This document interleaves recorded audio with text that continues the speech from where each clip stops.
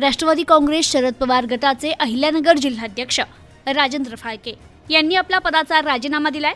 त्यांच्या या निर्णयाने राजकारणात खळबळ उडाली आहे। ऐन स्थानिक स्वराज्य संस्थांच्या निवडणुकीच्या तोंडावर फाळके यांनी राजीनामा दिल्यानं चर्चेला उधाण आलंय।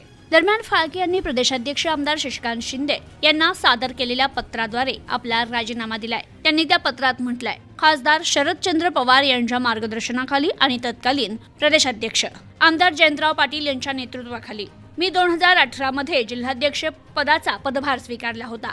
जवळपास 7 वर्ष मी पक्ष संघटन बळकटीसाठी काम केलं। आता नवीन चेहऱ्याला संधी मिळावी, तसेच माझ्या वैयक्तिक कौटुंबिक कारणास्तव मी माझ्या पदाचा राजीनामा देतोय।